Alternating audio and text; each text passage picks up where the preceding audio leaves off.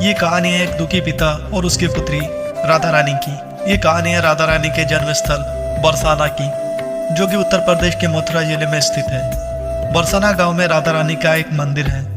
उसी मंदिर के पास एक कपड़े का व्यापारी भी रहता था, जो कि बहुत धनवान था।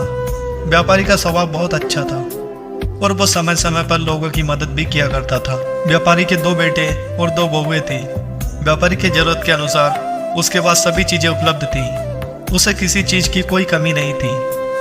व्यापारी हर तरह से संपन्न होने के बाद भी दुखी रहता था, क्योंकि उसकी कोई पुत्री नहीं थी। उसे लगता था अगर उसकी एक पुत्री होती तो वो अपने मन की सारी बातें उसके साथ कर सकता था। कुछ समय पहले व्यापारी की स्त्री का देहांत हो गया था, इसलिए व्यापारी खुद को बहुत अकेला महसूस कर रहा था।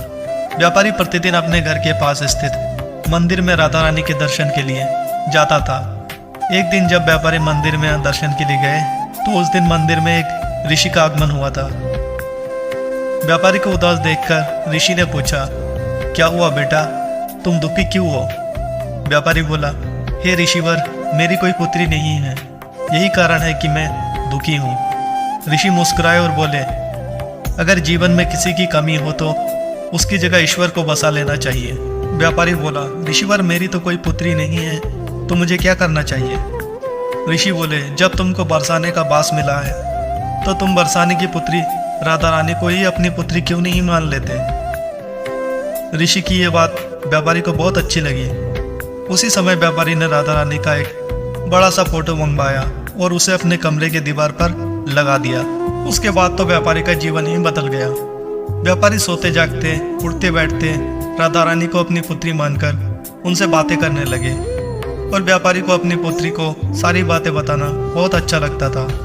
व्यापारी को राधा रानी की ऐसी लगन लगी कि जब भी वो अपनी दुकान पर जाता, उससे पहले राधा रानी को भोग लगाकर प्रसाद ग्रहण करता और शाम को वापस आने से पहले राधा रानी को प्रणाम करके उनसे बातें करके और उन्हें भोग लगाकर प्रसाद ग्रहण करते।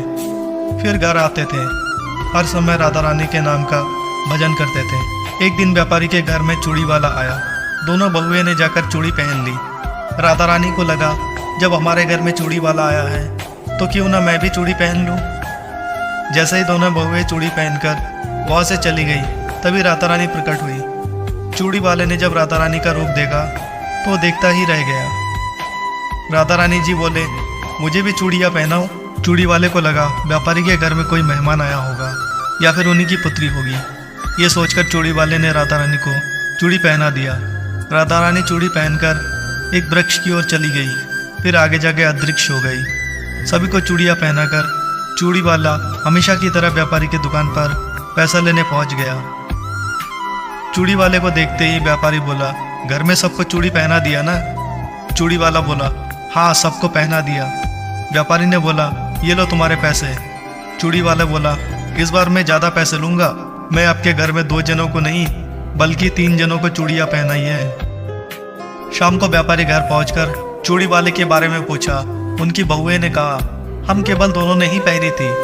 व्यापारी बोला, मैंने भी चूड़ी वाले को कहा कि तीसरा कोई है ही नहीं हमारे घर में जो चूड़ियाँ पहने। इस प्रकार व्यापारी ये बात भूल कर अपने नित्य कार्य में लग गए। फिर राधा रानी को भोग लगाकर प्रसाद ग्रहण करके सो गए। थोड़ी देर बाद व्यापारी को नींद आ गई तो उनके सपनों में राधा रानी जी आए।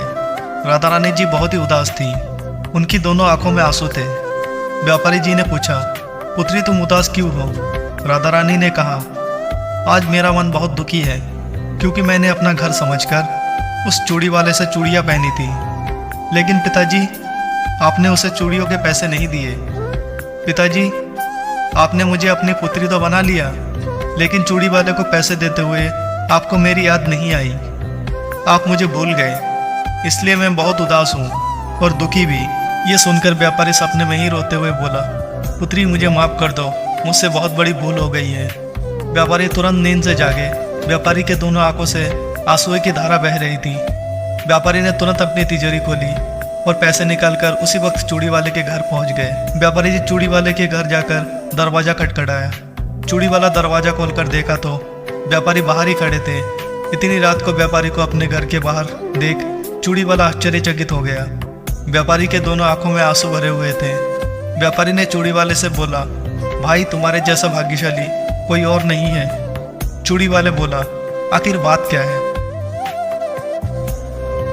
जब चूड़ी वाले ने सुना कि स्वयं राधा रानी जी उससे चूड़ियाँ पहनने आई थी, तो चूड़ी वाले को अपने ऊपर विश्वास नहीं हुआ कि आखिर मैंने पिछले जन्म में ऐसा कौन सा पुण्य किया था जो मुझे स्वयं राधा रानी जी के दर्शन हुए।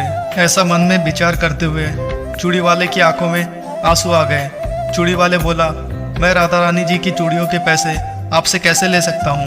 राधा रानी तो इस बरसाने की बेटी है और मैं बिटिया की चूड़ियों के पैसे आपसे कैसे ले सकता हूँ? लेकिन व्यापारी नहीं माना और पैसों से भरी बैग चूड़ी वाले के घर पर रखकर वहाँ से चला गया और वहाँ से सीधे राधा रानी के मंदिर पहुँच गया। उस दिन के बाद व्यापारी ने अपना सब कुछ छोड़कर अपना बचा हुआ जीवन मंदिर में राधा रानी की सेवा करते हुए बिता दिया। दोस्तों, वीडियो पसंद आया है तो वीडियो को एक लाइक और चैनल में नए हो तो चैनल को सब्सक्राइब कर देना। धन्यवाद दोस्तों।